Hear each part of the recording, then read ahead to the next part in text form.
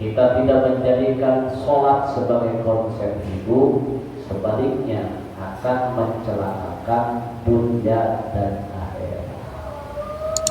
Kata Kanjeng Nabi, man ta'awwana bi sholati aqabahullahu bi khamsa asyarata hukumatan. Yang artinya barang siapa manusia menganggap ringan, menganggap enteng sholat, maka Allah bakal siksa itu orang dengan 15 siksaan. Sitin di dunia, 6 siksaan bakal dirasakan ketika dia masih di alam dunia. Wa talatin indal mauti, 3 bakal dirasakan ketika mengalami sakaratul maut. Wa talasin inda dukhulihi fil qabri, 3-nya lagi bakal dirasakan ketika masuk ke liang kubur. Wa talasin inda liqa'i rabbih, dan 3-nya lagi bakal dirasakan ketika bertemu dengan Tuhannya. Mau kifil kiamat, tegasnya di hari kiamat. 6 di dunia. Fal'ula tunza'ul barakah min umrihi, orang yang menganggap remeh sholat, Allah bakal cabut keberkahan dari umurnya, keberkahan dari kehidupannya, sehingga tidak ada kebaikan. Artinya orang tersebut jangankan hidupnya pas-pasan, apalagi miskin, walaupun bergelimang harta dan benda, kalau dia ninggalin sholat, tidak ada kebaikan dalam kehidupan. Terkadang kita salah memaknai berkah. Kita mengira berkah itu banyak harta, tinggi jabatan. Belum tentu. Yang disebut berkah itu bertambah-tambah kebaikan. Ketika punya harta, tidak membuat dia sombong, tidak membuat dia lupa diri. Itu berarti berkah. Tapi ketika banyaknya harta membuat dia sombong, bahkan membuat dia lupa diri, berarti hartanya itu kagak berkah. Contoh, Bang Ajo sebelum punya motor rajin ngajinya, rajin jamaahnya.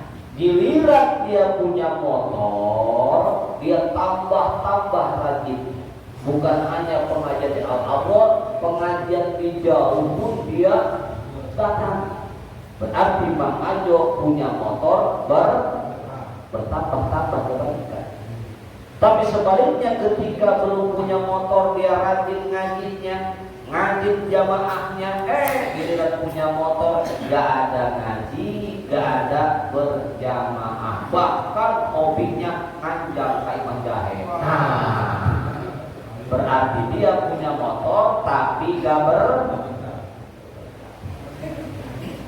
Orang yang senantiasa menjaga sholatnya itu selalu diberkahi oleh Allah, selalu diberi ketenangan jiwa. Sebaliknya orang yang melalaikan sholat, menganggap remeh sholat, tidak ada ketenangan jiwa. Semakin banyak hartanya, kalau dia tinggal sholat, semakin gak tenang jiwanya. Sering saya ceritakan, dulu ada orang datang ke Kanjeng Nabi mengeluhkan tentang perasaannya selalu resah dan gelisah. Kanjeng Nabi jawab seperti biasanya, apakah hatimu gelisah karena usahamu sedang bangkrut? Orang tersebut menjawab, tidak ya Rasulullah.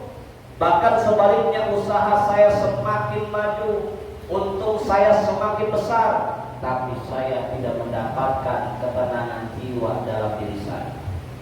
Kata Rasul, berarti kamu sudah terkena penyakit hati yang sudah kronis. Orang tersebut bertanya lagi, wahai Rasulullah, bagaimana cara mengobatinya agar saya mendapatkan ketenangan jiwa? Kata Rasul, coba kamu cari tempat mana tempat itu dibacakannya Al-Quran. Kalau kau bisa baca, bacalah. Tapi kalau kau gak bisa baca Al-Quran, cukup dengarkan orang yang sedang membaca Al-Quran. Makanya baca Al-Quran, dengerin ngaji Al-Quran itu termasuk pengobat hati. Orang tersebut bertanya lagi, ya Rasulullah, gimana kalau seandainya dengan bacaan Al-Quran hati saya pun tak tunduk sembuh? Maka kata Rasul, carilah tempat di mana tempat itu diadakan pengajian seperti ini. Kalau kau bisa ngaji, ajarin ngaji. Tapi kalau kau gak bisa ngaji, cukup dengarkan orang yang sedang mengaji. Makanya wajar kumpul-kumpul dengan orang-orang soleh, apalagi kumpul-kumpul dengan orang yang berilmu, itu pun sama, termasuk tombol hati, pengobat hati. Orang tersebut bertanya lagi, ya Rasulullah, gimana seandainya kalau dengan cara kumpul dengan orang-orang soleh di pengajian itu pun tidak menjadi wasilah penyembuh hatiku? Maka kata Rasul, carilah tempat di mana tempat itu tidak ada siapapun terkecuali engkau. Tahajud, tahajud, sholat malam, bangun malam. Maka wajar sholat malam pun termasuk tombol hati. Isok udah tidur tinggi isok. Potongan anak. Ngaji jam 8:30 kesebuting sebutnya, tapi geloge dan sampai jam 12 baru terasa kita tuntang hari kemerdekaan. Lain syukuran tahun itu beda. Padahal kalau kita lihat sejarah mengatakan Indonesia ini dijajah apa bukan setahun 2 tahun, betul kan? Dijajah sama Belanda 300 tahun lamanya. 3,5 abad. Kalau bukan para ulama dan para pejuang Pak yang mengorbankan darah, nyawa berceceran, betul kan? Oh, tidak akan Indonesia ini merdeka. Tetapi berkat rahmat Allah, Indonesia diberikan kemenangan sampai Indonesia merdeka. Alhamdulillah. Harus jadi isi kemerdekaan ini dengan sebaik-baiknya syukur kepada Allah dan terima kasih kepada para pahlawan. Berkat merdeka Pak, kita apa-apa enak Pak. Coba kalau kita lihat negara Palestina Pak, bentar-bentar mau ke Masjidil Aqsa diberondong sama Yahudi, betul Pak? Diberondong sama Israel. Kita mah alhamdulillah Indonesia merdeka, mau ke masjid tenang, ke musola tenang, cuma saking tenangnya sepi masjid. Nah, harusnya kita berbanyak syukur kepada Allah, terima kasih kepada jasa pahlawan. Ceritakan pahlawan ini bagaimana bisa Indonesia merdeka. Bahkan kalau kita lihat Indonesia ini baru merdeka dari penjajahan militer. Kita tidak ditembaki, tidak dibom seperti hanya Palestina, tapi maaf, Indonesia belum merdeka dari penjajahan perekonomian. Sudah ribawi perekonomian. Bahkan anak muda kita dicekokin dengan berbagai macam maksiat, mulai dari judi slot, betul? Pinjol, pinjaman narkoba dan sebagainya. Kita tak sadar itu. Kalau Palestina dijajah dengan penjahat militer Pak, begitu ditembak mati syahid. Tapi kalau anak muda kita dicakap sama narkoboy, main judi slot supaya kembali narkoboy, bahrungkan modalnya, beli pinjol, pinjaman online, tidak sedikit yang bangkrut, akhirnya menyebabkan kemiskinan menjurus kepada kekuburan. Banyak di Indonesia ini mati karena bodoh. Apakah saya ini lebih parah dari penjajahan Palestina seperti? Kalau penjajahan militer begitu mati syahid, tapi kalau penjajahan di sekarang nih, banyak narkoba, judi slot, pinjaman online, ini Pak penjajah-penjajah yang akan mengakibatkan manusia mati dalam keadaan kufur. Na'udzubillahi min. Kalau bangun malam kita istighosah harusnya. bangun malam entah itu berjamaah atau sendiri. Mudah-mudahan Indonesia ini selalu subur makmur kan. Cuma tidak akan subur makmur kalau rakyat Indonesianya tidak beriman dan bertakwa kepada Allah Subhanahu wa Ta'ala. Sebab kata Allah dalam Al-Quran, walau aman wa taqaw la fatahna alaihi barakatin minas sama'i wal ardh. Kalau penduduk Indonesia ini iman dan takwa kepada Allah, maka Allah bakal bukakan pintu-pintu keberkahan baik yang ada di langit maupun yang ada di bumi. Disyukuri kemerdekaan ini, Pak.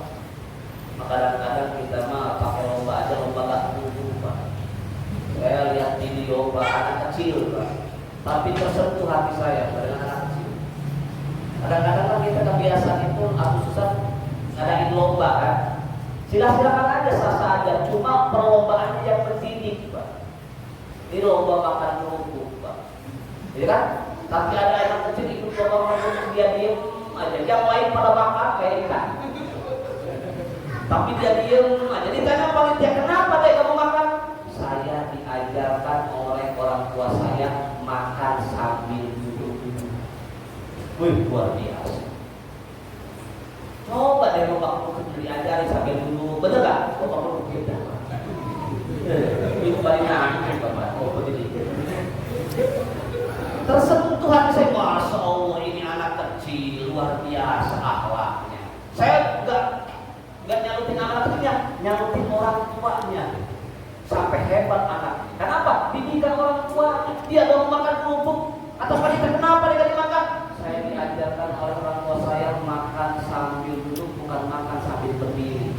Oh, kalau panitia yang punya otak, punya malu, bener gak? Ini kadang-kadang lomba panjat pinang, silakan. Yang belum ada lomba di PRS Sonat, lomba nenek-nenek di botol lah.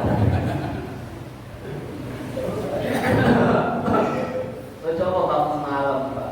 Itu bangun malam termasuk tombol hati. Bahkan kata Rasul, di samping kau tahajud, beristighfar kepada Allah, mohon ampunan kepada Allah, dan jangan lupa berdoa. Tapi di akhir doanya kau berkata, ya Allah, gantilah hatiku dengan hati manusia. Berarti hati yang sudah tidak bisa diobati dengan bacaan Al-Quran, hati yang sudah tidak bisa diobati dengan pengajian, hatinya hati binatang. Tobeat binatang biasanya kepentingannya cuma mulut, perut, dan bawah perut. Jangankan melaksanakan sholat, perencanaan di otaknya pun untuk melaksanakan sholat sudah tidak ada. Inilah yang menyebabkan orang tersebut selalu resah dan gelisah, tidak mempunyai ketenangan jiwa. Rumantah ayat iklan Sampurnamil. Dulu gambarnya gambar monyet, tulisannya susahnya jadi manusia. Kalau benar wujud manusia, tapi hatena hate bedul, hatena hate dina. Orang yang meninggal itu sholat tidak akan mendapatkan ketenangan jiwa karena hatinya hati binatang. Wujudnya manusia, tapi hatinya binatang. Sudah tidak peduli halal haram.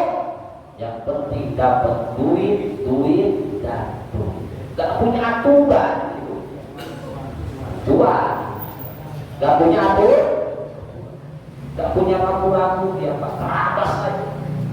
Bahkan derajatnya lebih daripada binatang. Betul atau tidak? Betul. Ulaika kal'an ambalhum adol. Mereka seperti itu laksana binatang, bahkan lebih rendah, lebih murah daripada binatang. Kenapa demikian? Ayam saja bersyukur kepada Allah, alhamdulillah aku dijadikan ayam, tidak dijadikan Allah sebagai kelinci. Kelinci bersyukur, alhamdulillah aku dijadikan kelinci, tidak dijadikan kucing. Kucing pun bersyukur, alhamdulillah dijadikan kucing, tidak dijadikan anjing. Anjing pun bersyukur, alhamdulillah aku dijadikan anjing, tidak dijadikan babi. Bahkan babi pun bersyukur kepada Allah, alhamdulillah aku dijadikan babi, tidak dijadikan manusia yang tidak mau laksanain sholat.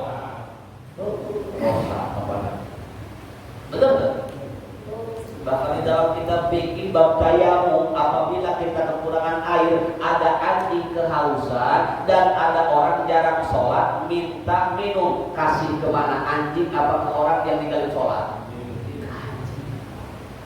Kenapa? Derajatnya lebih mulia anjing. Betul? Ya, usah ingatnya. Maka belajar sama kalau hatinya udah binatang itu susah Pak. Tidak dapat mempunyai ketenangan jiwa, selalu resah dan gelisah. Wa man aqwadu aqribi fa innalahu ma'isatan bongka.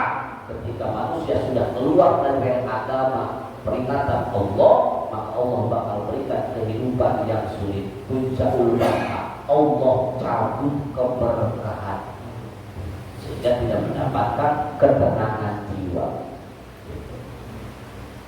Makanya orang yang rajin sholat itu ada min asaris sujud.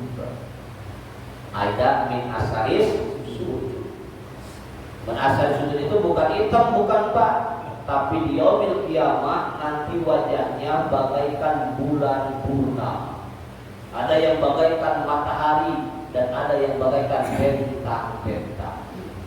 Bahkan yang dimaksud min asaris sujud, putihnya wajah, bersinarnya wajah dikarenakan melaksanakan qiyamul lail atau sholat malam. Makanya kalau wajah kita pengen glowing, Pak, sholat malam. Apalagi kalau kita mau tidur, wudu dulu, udah beda kelihatan. Bahkan yang disebut min asar sujud adalah kehusuan dari wajahnya. Jadi kelihatan tenang gitu, sabar. Itu ketenangan. Itu termasuk min asar sujud. Sehingga orang yang sudah nampak min asar sujudnya dari wajahnya, banyak duit gak kelihatan, kagak punya duit pun gak kelihatan, karena tenang, hirup ayam ati neten. Min asal sujud. Ya kalau menurut kita kan kelihatan, lagi banyak duit kelihatan mukanya, kagak punya duit pun kelihatan. Berarti belum nampak min asal sujud. Makanya jangan hanya kita melaksanakan sholat lima waktu, laksanain sholat sunnahnya. Hafizu ala sholawati wa sholati wusta wa qumu lillahi qanitin. Jadi orang yang senantiasa muncar asal sujudnya itu kelihatan tenang, kelihatan sabar. Jadi yang pertama, siksa bagi orang yang meninggalkan sholat, Allah bakal cabut keberkahan umurnya. Na'udzubillahi min. Wasaniyatu tumhasi masolihina min wajhihi, Allah bakal hapus tanda kesolehan di wajahnya.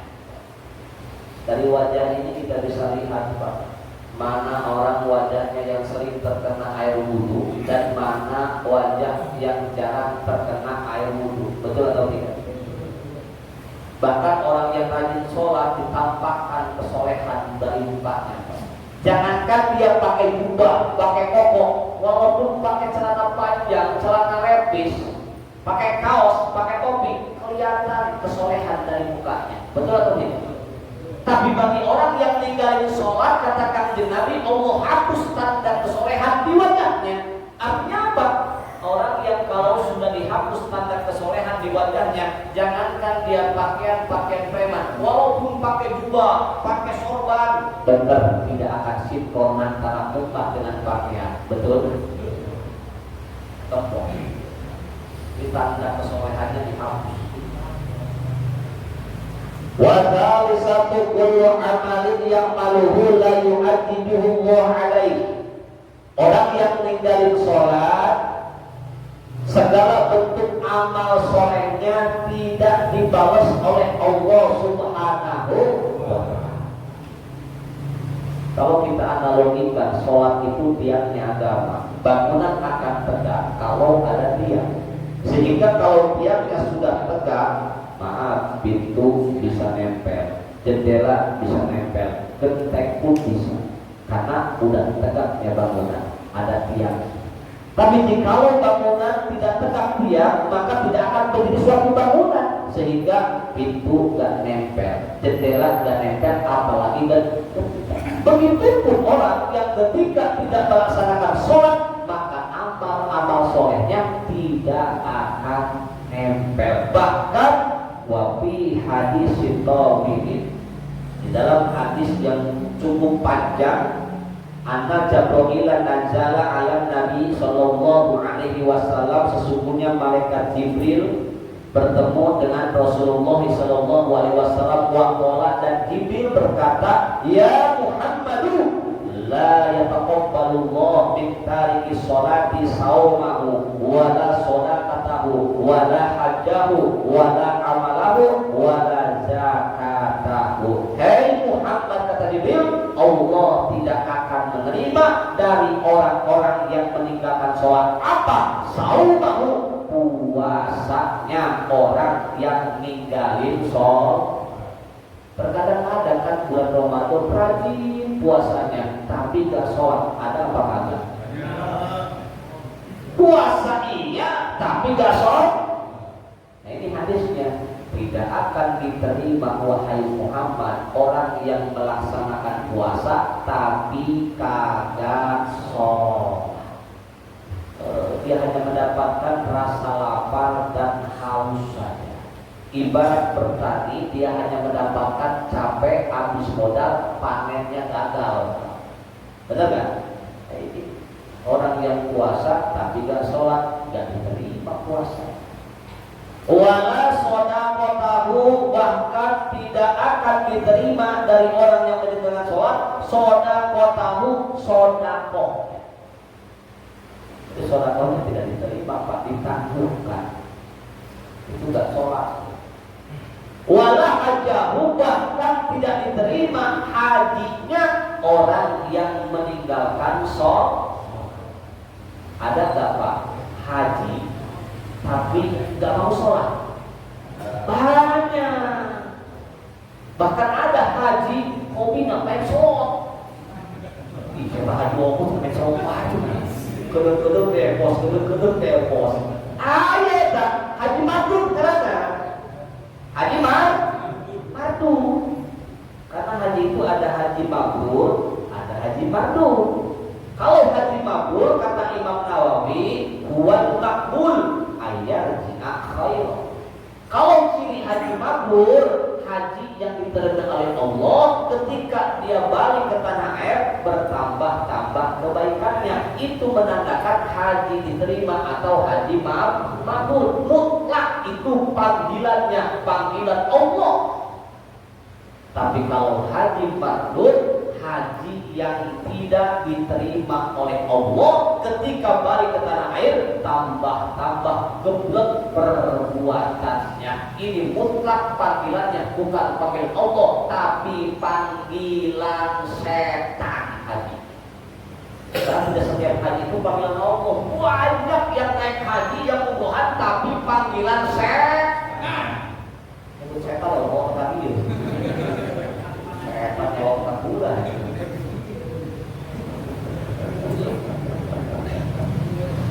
Wah, asal susah banget setan deh. Kayaknya ceritanya ada ketika Nabi Ibrahim ke atas gunung menyeru umatnya supaya berhaji. Begitu turun gunung, setan pun naik lagi ke gunung menyeru lagi supaya tunaikan haji. Makanya ada panggilan Allah, ada panggilan setan. Kalau ada panggilan setan, pelajaran. Hanya pergelar doang, ya. Masya Allah. Loba halal segala cara tempatnya, gak peduli halal yang penting naik haji. Bisa aja sah hajinya, tapi hajinya tidak diterima oleh Allah. Banyak sekarang dengan logika, tindak korupsi, reknaun, sebelum narkoba, tarekan, haram, tandungan yang penting orang buka haji kayak dihapur urusan dihapur lagi lawan harta halal. Terhalal mah cuma dihapur apa Allah. Sah masa ibadah hajinya, gelar haji datang ke Indonesia dan hampuran hajinya itu tertentu doang lapak dulu dibalangkan lobok tak haji dia diterima. Naudzubillah ini nyawa lobok. Apa kita bahasa Sanskerta itu? Jadi haji makbul itu haji yang diterima, bertambah-tambah ketaatannya kepada Allah Subhanahu wa Ta'ala. Hajinya aja kagak diterima kalau sampai ninggalin sholat. Bahkan wala amalahu, amal-amal soleh yang lainnya pun tidak diterima kalau ninggalin sholat. Wala zakatahu, bahkan zakatnya pun tidak diterima kalau ninggalin sholat. Maka wajar pokok ibadah adalah sholat. Bahkan sholat pertama amalan yang akan dihisab yaumul kiamah. Apabila diterima sholatnya, diterima semua amal-amal soleh yang lainnya. Puasanya diterima, sedekahnya diterima, hajinya diterima. Tapi wa idza ruddat sairul amali, ketika ditolak sholatnya, ditolak pula seluruh amal-amal soleh yang lainnya. Na'udzu billahi min. Bahkan kata Jibril, wala bisafa'atika wala huwa min umatika. Ya Muhammad, orang yang meninggalkan sholat kelak di yaumil kiamah tidak akan mendapatkan bagian syafaat dari. Sebab Kanjeng Nabi bisa nyafaatan kalau sudah mendapatkan izin dari Allah Subhanahu wa Ta'ala. Baru bisa nyafaatan Kanjeng Nabi setelah mendapatkan izin dari Allah. Kan ayat sering kita baca dalam surah ayat kursi. Ya, yasfa'u indahu illa bi'izni. Nabi bisa memberikan syafaat kalau sudah ada izin dari Allah Subhanahu. Makanya saat mendapatkan syafaat dari Nabi harus mendapatkan ridho Allah. Cuma kita tidak akan mendapatkan ridho Allah kalau kita pun tidak ridho kepada Allah, ridho akan hukum-hukum Allah. Kita tidak akan ridho kepada Allah dan tidak akan hukum-hukum Allah kalau tidak ada kita belum mempunyai rasa takut kepada Allah Subhanahu wa Ta'ala. Tidak akan diterima, insyaallah. Bahkan wala huwa min ummatika ya Muhammad, orang yang meninggalkan sholat bukan dari bagian umatmu wahai Muhammad. Jadi aku umatnya. Ngaku itu mudah, yang sulit itu aku. Bahkan wala huwa min ummatika, orang yang meninggalkan sholat itu bukan bagian dari umatmu. Maka wajar dia tidak mendapatkan syafaat karena dia bukan bagian dari umat Kanjeng Nabi besar Muhammad. Justru pembuktian kita sebagai umat Nabi Muhammad dari ajilu bis sholat, cepatlah sholat, cepatlah sholat. Ajilu bis tobat, cepatlah tobat, kembali ke jalan Allah sebelum kita mati. Tidak diakui jadi umat Nabi Muhammad orang yang meninggalkan sholat. Bahkan ya Muhammadu tarikus sholati la yu'addu bi maradihi. Hei Muhammad, kata Jibril, orang yang ninggalin sholat jangan kau tengok ketika dia sakit. Jadi tidak ada kesunahan kalau orang jarang sholat, gak mau sholat, beri. Kesunahan tengok berapa kuat betul. Maka tidak introspeksi ini, naon ya itu nongol, itu sholat.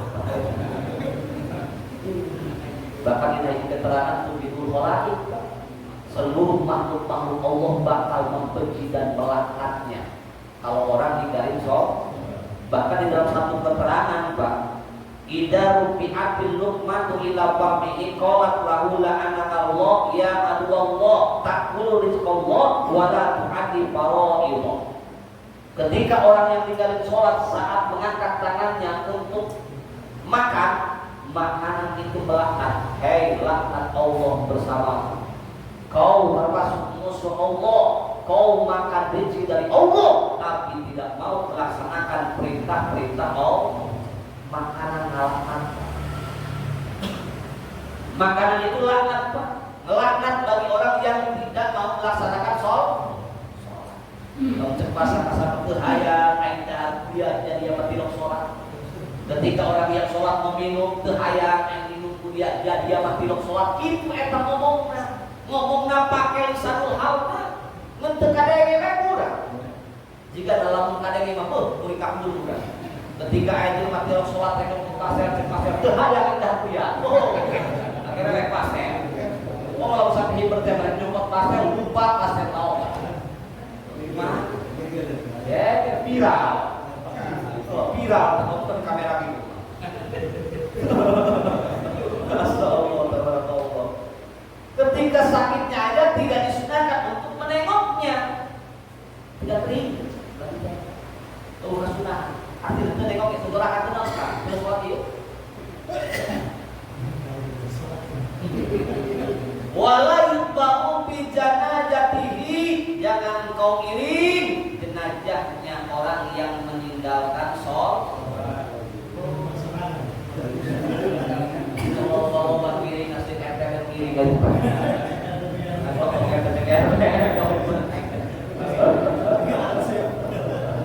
Mata kalau kayak sholat gitu ya. Beda dengan ulama kan, ulama yang masuk kan tuh kalau meninggal dunia kan penuh orang kan. Ini ciri nandain dia sholat. Beda orang yang nggak sholat sedikit jangan ngiring kan itu.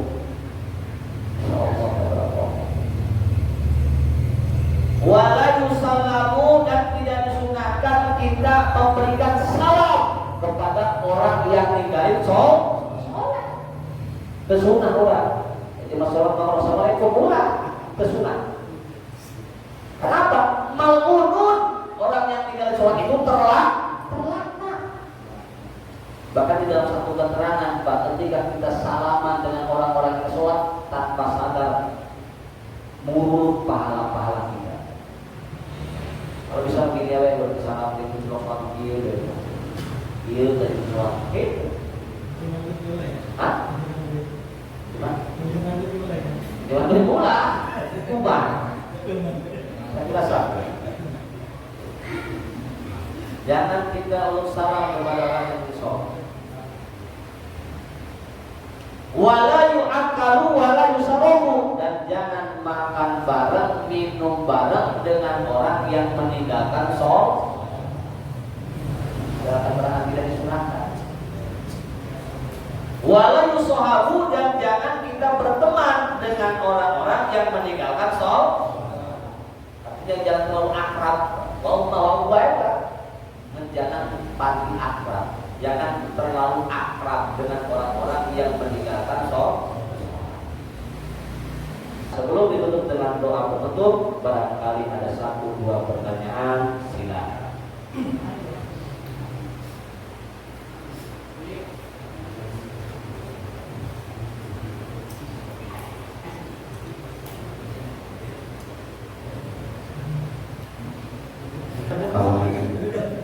Pak, silakan dicicipi dan nanti kalau tadi sambil mencicipi saya akan bertanya sama Pak Ustaz mengenai ibadah salat.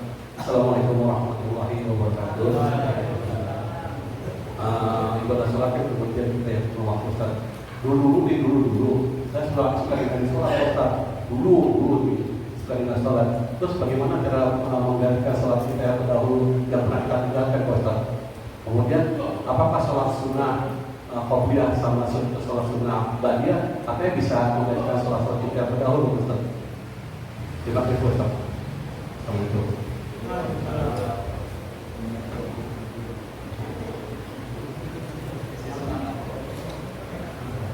Waalaikumsalam warahmatullahi wabarakatuh. Pertanyaan dari Bapak Arjo, dulu katanya. Dulu. Ini sambil curhat kali ini. Dulu Ustaz, saya suka tinggal sholat. Sekarang juga kadang-kadang kelihatan dari mukanya. Oh, masa olahraga. Itu bagaimana caranya? Secara madhab Syafi'i memang sholat tidak ada qadha, tidak ada fidyah. Tapi ada asal Syafi'i yang sholat itu wajib diqadha. Masalah qadha ini perbedaan pendapat. Jadi ketika umur balik, di sana kita ditaklik untuk beribadah. Salah satunya melaksanakan sholat. Sampai sekarang kita umur contoh 50 mengajar. Berarti dari 15 tahun ke 50, 35 tahun kita sudah kewajiban melaksanakan ibadah kepada. Nah selama 35 tahun itu kan samar berapa waktu sholat yang kita dilakukan. Karena kita kan hitungkan. Maka ada yang mengatakan silakan kodok sampai ikan. Setiap hari kita Dohor, asar, maghrib, isya, subuh. Dohor, asar, maghrib, isya, subuh. Itu baru 2 hari. Dohor, asar, isya, subuh baru 3 hari. Kalau umpamanya berat, maka ambil kaul yang kedua, beres sholat dohor, laksanain qada dohor. Kalau kita merasa 15 tahun kita tinggal sholat selama 15 tahun, seperti itu rutinitas. Beres sholat dohor, qada dohor. Beres sholat asar, qada asar. Maghrib, qada maghrib. Isya, qada isya. Seperti itu sampai 15 tahun lalu. Kalau kita yakinnya 15 tahun kita tinggal sholat. Begitu. Tapi kalau yang ketiga ini enak, udahlah gak usah dikodok yang lalu biarlah lalu, dengan catatan taubatan nasuha. Kembali sekarang kita sholat, menyesali perbuatan kita tinggal sholat, dan berazam dalam hati tidak sekali-kali lagi ninggalin sholat. Berbanyak baru kopiah, bahagia seperti itu. Bahkan kalau kita ketiduran, lolos subuh, langsung kodok sebelum sholat sunnah. Karena kalau kita masih punya kodok, laksanain sholat sunnah, harap sholat sunnahnya sebelum mengerjakan kodok. Jadi enak yang mana? Enak yang ketiga. Udah biasa berlalu, yang penting tobatan nasuha.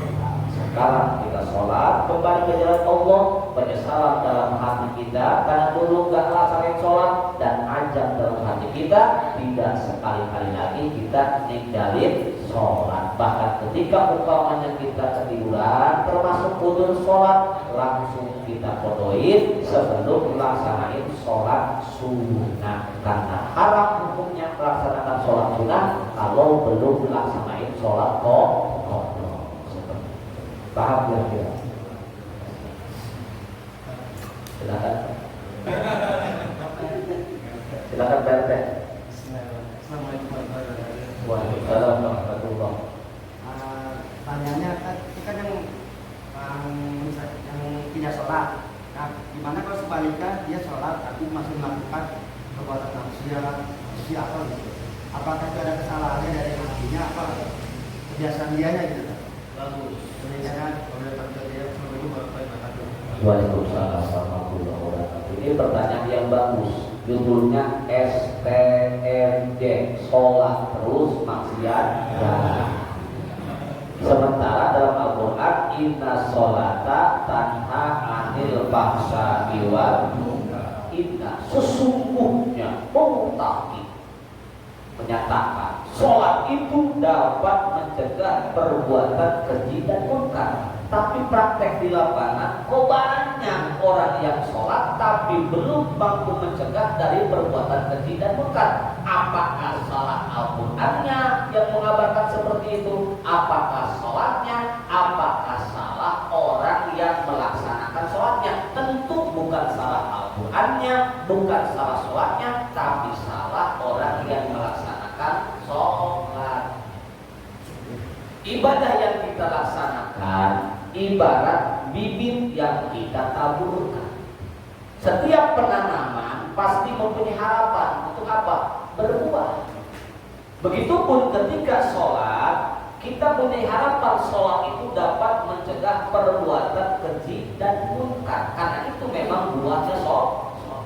Sementara penanaman supaya menghasilkan sebuah panen itu tidak gampang, seperti halnya membalikkan telapak tangan kita. Pertama, sawahnya harus bagus. Apa sawah? Akidah, bahwa kita sholat karena Allah, karena memang kita dituntut ibadah oleh Allah. Jangan sampai kita ibadah tapi kita belum mengenal kepada siapa kita beribadah. Itulah sebabnya pertama kewajiban terhadap manusia ini sama halnya pendidikan pertama yang harus kita tanamkan untuk anak-anak kita, yaitu ilmu akidah, pengenalan diri kita kepada Allah, pengenalan diri kita kepada Rasulullah. Makanya syahadat adalah rukun Islam yang pertama sebelum sholat. Itu sawah tuh.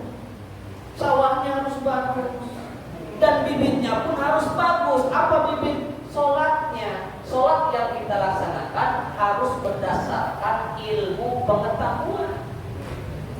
Sebab man jahila bikayu biati sholat lam tasiha sholatuhu. Orang yang bodoh tentang bagaimana cara melaksanakan sholat, maka tidak sah sholatnya. Nah itu bibitnya tuh harus dengan cara ilmu fikih, tata cara sholat.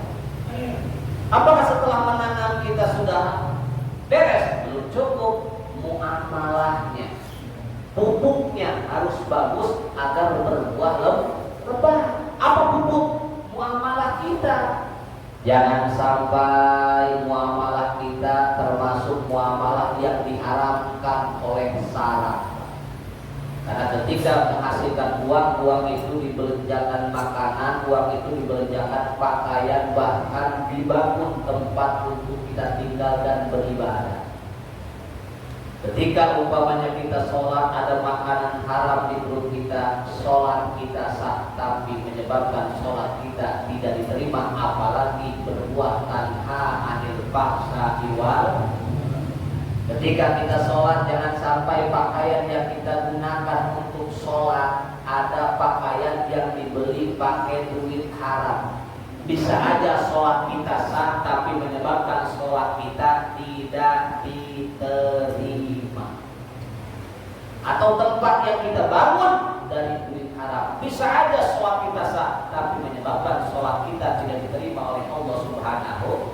Makanya di samping menanamkan bibit, pupuknya harus bagus. Apa pupuk? Muamalah kita. Pekerjaannya harus halalan thayyiban. Yang bagaimana halalan thayyiban? Mencarinya ada di dalam Allah dan tanpa meninggalkan ibadah kepada Allah. Hasilnya halalan thayyiban. Pupuk bagus tuh. Kalau pupuknya bagus, berbuahnya lebat. Ketika sudah berbuah, jangan bangga dulu, jangan bahagia dulu. Justru kita harus lebih khawatir. Siapin semprotan hamanya. Takut ketika berbuah datang hama yang menyerang sehingga menyebabkan gagal panen. Betul atau tidak? Apa ini hama, penyemprot hama? Akhlak. Jangan sampai sholat yang kita laksanakan bukan karena Allah tapi karena manusia. Jangan sampai sholat yang kita laksanakan membuat kita sombong dengan sholatnya sehingga merasa paling rajin, merasa paling ahli ibadah. Karena setan selalu berusaha menjerumuskan manusia ke lembah kemaksiatan. Tidak maksiat zahir, maka setan akan berusaha menjadi manusia supaya melaksanakan maksiat batin. Artinya apa? Ketika setan tidak sanggup membuat kita menjadi ahli maksiat, maka setan akan berusaha buat kita seolah-olah ahli taat sehingga sombong dengan ibadahnya. Tuh kalau sawahnya bagus, bibitnya bagus, muamalahnya bagus, akhlaknya bagus, ada harapan untuk panen. Sawah bagus, bibit bagus, bubuk bagus, semprotan hama bagus, ada harapan besar untuk panen. Artinya akidahnya mantap, ibadahnya didasari dengan ilmu fikihnya, muamalahnya halalan thayyiban, akhlaknya pun bagus. Ada harapan sholat itu berbuah tanha anil fahsya'i wal munkar. Insya Allah sholatnya dapat mencegah dari perbuatan keji dan munkar. Berarti tata cara sholatnya yang belum benar sehingga tidak menghasilkan sholat mencegah dari perbuatan keji dan munkar. Sehingga hasilnya STMJ, sholat terus maksiat. Naudzubillah. Silakan satu lagi. Lawan dulu tangkap. Pada tadi dulu siapa? Udah jadi cabut lagi. Silakan berbuat. Tadi dijelaskan masalah sholat bahwa orang yang meninggalkan sholat seandainya sakit atau sakit di rumah sakit tidak ada kesunahan untuk ditengok ataupun menjenguk. Di situ kan namanya sakit mungkin ujian dari Allah Ustaz. Nah, langkah kita di mana? Siapa tahu dengan cara kita mendengar itu ada kesadaran dari yang sakit itu bisa ingin melakukan sholat dengan cara ditanya nasihat dari yang mungkin itu Ustaz. Dan langkah kita di mana tuh untuk terima kasih. Assalamualaikum warahmatullahi wabarakatuh. Tadi dijelaskan jangan ditengok orang yang tidak sholat ketika sakit. Jadi bukan pelarangan ini, bukan pelarangan, tapi tidak ada kesunahan. Ketika gak nengok pun kita gak berdosa. Ketika gak nengok pun kita bukan termasuk raja tega. Itu secara syariat. Tapi kalau secara akhlak, mau dia baik, mau dia tidak baik, mau sholat, mau tidak sholat, tengok dengan niatan memberikan nasihat agar dia mau introspeksi diri. Karena sakit itu ada ujian, ada peringatan. Uji dan peringatan sama-sama sakit, Pak. Cuma beda obatnya. Kalau ujian seperti Nabi Ayub alaihi salam, maka obatnya sabar, istiqomah dalam melaksanakan ketaatan. Obatnya sabar. Tapi kalau sakit itu merupakan peringatan, obatnya tobat, kembali ke jalan Allah. Yang tadinya nggak ngaji, suruh ngaji itu toh. Yang tadinya kagak sholat, sekarang sholat itu toh. Yang tadinya pelit menjadi dermawan, itu namanya toh tobat. Susul dengan pengampunan astagfirullahaladzim. Seperti itu. Di bukan ujian bagi orang pelaku maksiat, tapi peringatan. Sebenarnya peringatan itu siksa. Cuma siksa di alam dunia bisa diobati, beda dengan siksa akhirat. Makanya dimansur disalin oleh para alim ulama, siksa dia disebut peringatan.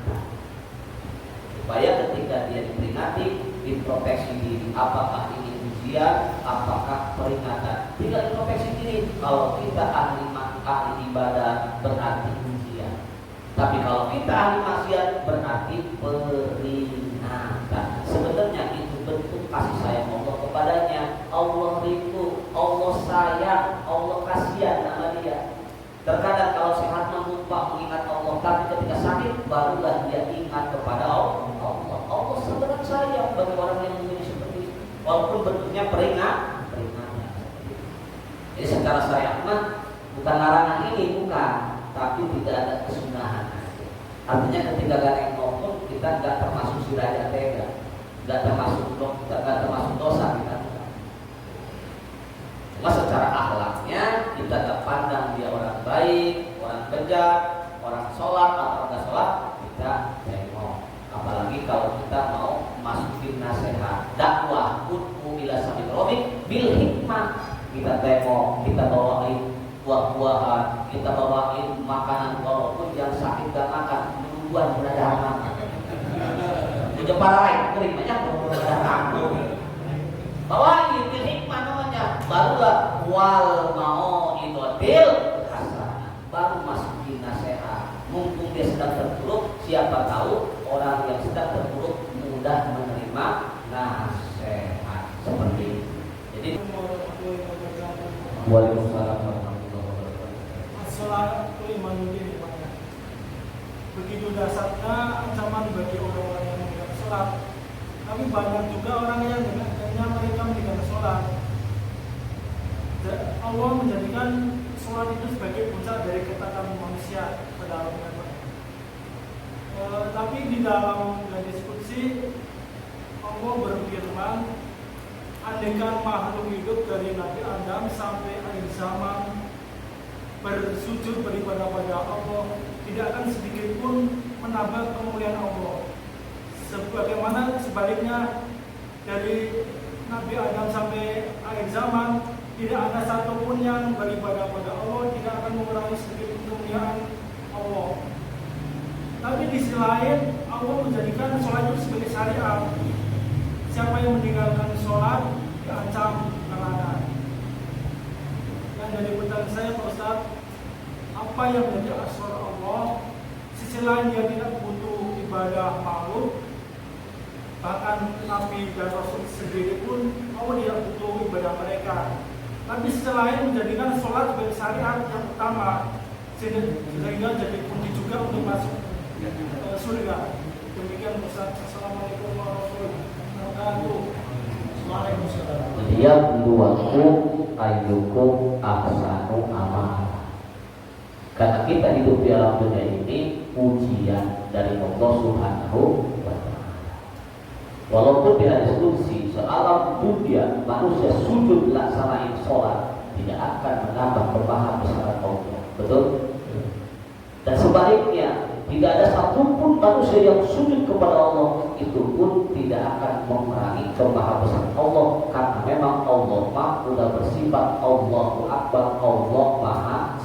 Akan tetapi hidup di alam dunia ini ujian dari Allah. Liyabluwakum ayyukum ahsanu amala. Hidup adalah pilihan. Walaupun itu bukan keuntungan Allah, silakan, ini jalan menuju surga, ini jalan menuju neraka. Seperti analoginya seorang dosen ketika menyuruh mahasiswanya untuk belajar agar menjadi sarjana, lulus jadi sarjana. Kalau ada mahasiswa yang rajin, yang taat, mungkin dia menghafal, belajar dan sebagainya sehingga lulus, itu hasil jerih payahnya, hasil dari usahanya. Ada sebagian mahasiswa yang nakal, gak mau belajar, gak mau menghafal, sehingga menyebabkan tidak lulus. Tetap tidak akan berpengaruh kepada dosen. Artinya mahasiswanya lulus semua, tidak akan menambah, gitu kan? Kemudian dosen begitu pun, ketika lulus mahasiswanya tidak akan mengurangi gaji dosen, tetap aja dia. Walaupun ibaratnya gak nurut, mahasiswa tetap aja dapat gaji dosen, benar gak? Walaupun umpamanya sekolah gak sekolah, tetap aja digaji guru, betul gak? Seperti itu analoginya, karena memang hidup di alam dunia ini ujian. Dia membangun ayyukum ahsanu amala. Cuma hidup adalah pilihan. Manusia awalnya di surga, supaya kembali lagi ke surga. Manusia pertama lahir dalam keadaan bersih, maka pulangnya pun harus dalam keadaan bersih. Karena makhluk mukhayyar, pilihan, hidup adalah pilihan. Nanti ada mujzah, pembalasan. Kalau baik dibalas baik, kalau buruk dibalas buruk. Apa yang kita tanam, itulah yang akan kita tuai. Menanam kebaikan, maka kita akan menuai kebaikan. Menanam keburukan, kita pun akan menuai keburukan. Maka pantas wajar munasabah ada satu keterangan, dunia adalah tempat kita bercocok tanam. May ya'mal misqala dzarratin khairan yarah wa may ya'mal misqala dzarratin syarran yarah. Karena memang hidup alam dunia adalah ujian. Terserah kita mau jalan baik dibalas baik, mau jalan buruk lawan. Makanya hudal lil muttaqin, petunjuk bagi orang-orang yang beriman dan bertakwa adalah Al-Qur'an. Pertama, yu'minuna bil ghaib. Akidah dulu, percaya kepada perkara yang diberikan oleh Allah. Baru wa yuqimunas shalah wa mimma razaqnahum yunfiqun. Akidah, hubungan Allah dan hubungan manusia. Ribas alaihim billah. Aina masukitu ila bihabli minallah wa bihabli minan nas. Manusia bakal hina. Terkecuali manusia itu tidak akan hina kalau dia mampu hubungan Allah baik, hubungan dengan manusia baik berdasarkan walaupun manusia sujud tidak akan menambah kemahabesaran Allah, manusia bersujud tidak akan mengurangi kemahabesaran Allah, karena memang manusia diuji oleh Allah Subhanahu wa taala. Yang wakum ayyukum ahsanu amala. Silakan itu melototin aja.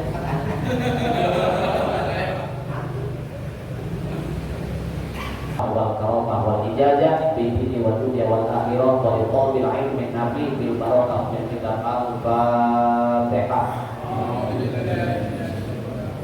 Bismillahirrahmanirrahim. Iyyaka na'budu wa iyyaka nasta'in. Shiratal ladzina an'amta 'alaihim ghairil maghdubi 'alaihim Ya Hayyu Ya Qayyum Ya Dzal Jalali Allahumma shalli wa sallim ala sayyidina Muhammadin fil awwalin wal akhirin wa barik wa sallim ala sahabati Rasulillah ajma'in hatta syakirin hatta na'imin hatta yu'afin ya maha yuqabilu madidah ya rabbana alhamdu kama yanbaghi li jalali wajhikal karimi wa 'alim sultanik subhanaka la ilma lana illa ma 'allamtana innaka antal alimul hakim subhanaka la fahma lana illa ma 'allamtana innaka antal jawabul karim Allahumma inna nas'aluka ilman nafi'an wa rizqan wasi'an wa shifaan lillahi wa sahbihi bi rahmatika ya arhamar rahimin. Allahumma inna na'udzubika min ilmin la yanfa wa qalbin la yakhsha wa du'ain la yusma. Allahumma ij'alna wa ij'al awladana min ahli ilmi wa min ahli khair wa la taf'alna wa iyyahum min ahli syarri wa ghair. Rabbana la tuzigh qulubana ba'da idh hadaytana wa hab lana min ladunka rahmah innaka antal wahhab. Rabbana atina fid dunya hasanah wa fil akhirati hasanah wa qina adzabannar. Wa sallallahu ala sayyidina Muhammadin nabiyil ummi wa ala alihi wa sahbihi wa sallam. Subhana rabbika rabbil izzati amma yasifun wa salamun alal mursalin walhamdulillahi rabbil alamin. Terima kasih atas segala perhatian dan mohon maaf atas segala kekurangan. Billahi taufiq wal hidayah wa qadrika wal barakah wal inayah. Assalamualaikum warahmatullahi wabarakatuh. Allahumma sholli sholatan kamilatan wa sallim salaman ala sayyidina Muhammadin alladhi tad'u bihil uladu wa tanfariju bihil qurabu wa tuqa bihil hawaiju wa tunnalu bihil raqaibu wa husnul khawatimi wa yustasqal qamamu biwajhil karim wa ala alihi wa sahbihi fi kulli lamhatin wa nafasin bi adadi kulli ma'lumin.